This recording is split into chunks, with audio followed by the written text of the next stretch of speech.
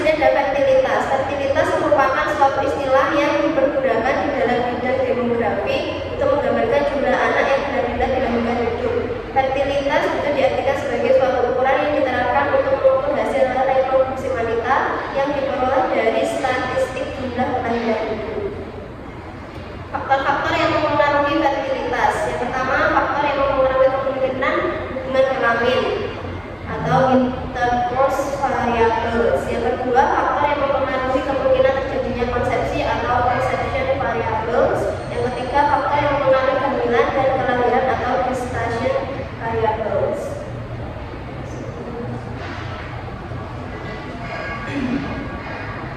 Filosofi lingkup dan prinsip interferilitas wanita dan pria. Filosofi interferilitas wanita dan pria adalah gangguan kesuburan terbagi dalam dua kondisi yang berbeda. Kondisi pertama disebut infertilitas primer dan kondisi di mana kehamilan belum terjadi sama sekali. Kedua, infertilitas sekunder atau kondisi yang dapat terjadi setelah kelahiran anak pertama atau pernah hamil namun mengalami keguguran.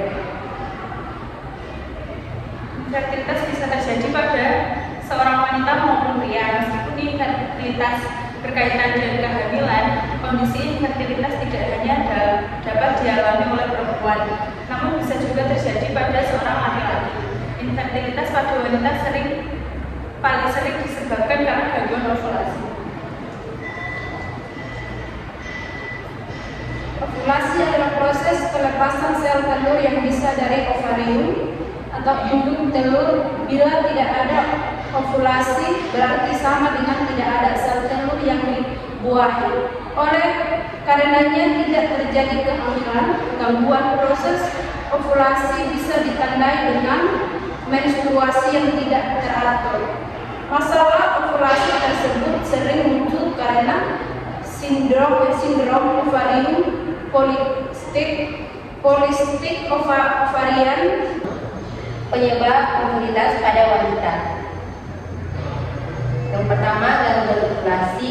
Masa subur wanita ditentukan dari periode ovulasinya. Oleh karena itu, saat proses ovulasi terganggu, wanita akan sulit menentukan masa suburnya atau bahkan tidak dapat melepaskan sel telur yang siap dibuai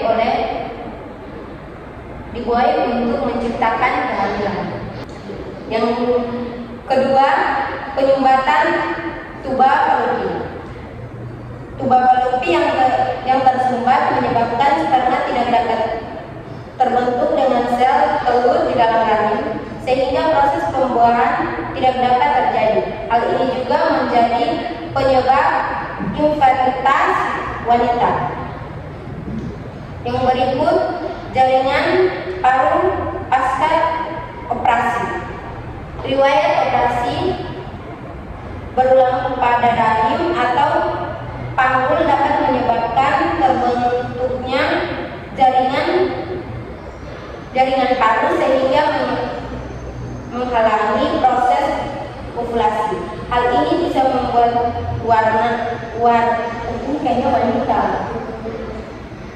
wanita sulit hamil. Yang keempat, gangguan lendir servi. Infertilitas wanita juga bisa disebabkan oleh gangguan lendir servi ketika sedang memasuki masa subur atau ovulasi. Lendir servi bisa memudahkan sperma untuk mencapai sel telur di dalam rahim. Namun jika ada gangguan pada lendir servi, hal tersebut dapat mempersulit sperma untuk membuai sel telur sehingga menghambat terjadinya kehamilan.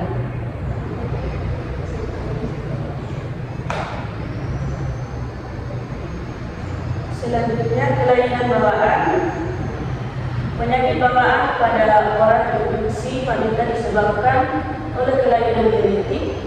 Salah satu contoh kelainan bawaan lahir yang dapat membuat wanita menjadi tidak subur adalah septate uterus, yaitu kondisi ketika terbentuk sekat di dalam rongga rahim. Sekat di dalam rongga rahim. Yang keenam,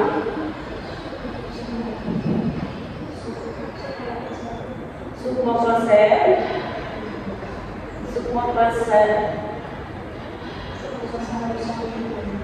submucosal fibroid,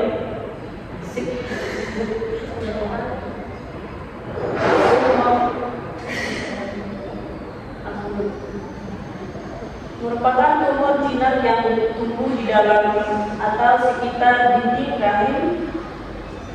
Ketika dinding rahim ditumbuhi benjolan tumor jinak tersebut, sel telur yang telah dibuang akan sulit menempel di dinding rahim. Hal ini bisa membuat wanita sulit hamil dan rentan mengalami infertilitas. Pemeriksaan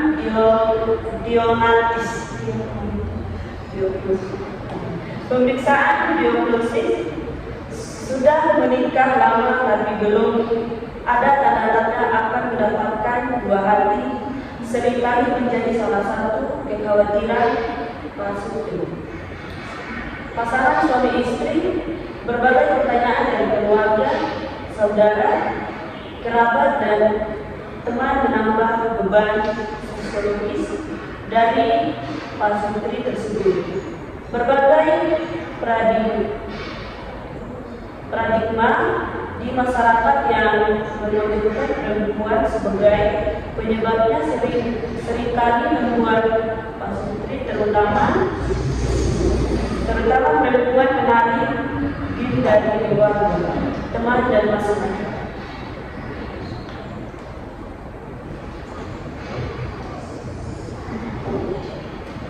Selanjutnya ada analisis pemeriksaan apa saja yang dilakukan. Pemeriksaan dasar yang dilakukan untuk mengetahui penyebab infertilitas antara lain USG atau ultrasonografi, HSG, distort, salpingografi, analisa sperma, dan pemeriksaan penunjang lainnya. Cara pengobatan infertilitas. 1. Pengobatan non-invasif. Pengobatan non-invasif meliputi konseling gaya hidup sehat, terakhir siklus ovulasi, induksi ovulasi hingga intrauterine insemination atau IUI. Selain itu, program donor sperma juga bisa menjadi pilihan pengobatan non-invasif jika disetujui oleh pasien. 2. Pengobatan invasif. Pengobatan invasif pada wanita dan pria berbeda. Pengobatan invasif pada wanita akan mencakup bedah tubal, bedah uterus, bayi tabung atau in vitro fertilization, asisten hatching, donor oocyte. Sedangkan pengobatan invasif pada pria meliputi bedah mikro untuk pasien yang memiliki riwayat vasektomi sperma retrieval, intrasitoplastik, sperm injection, dan IVF atau bayi tabung. Baik, demikian presentasi dari kami kelompok 5. Jika ada salah kata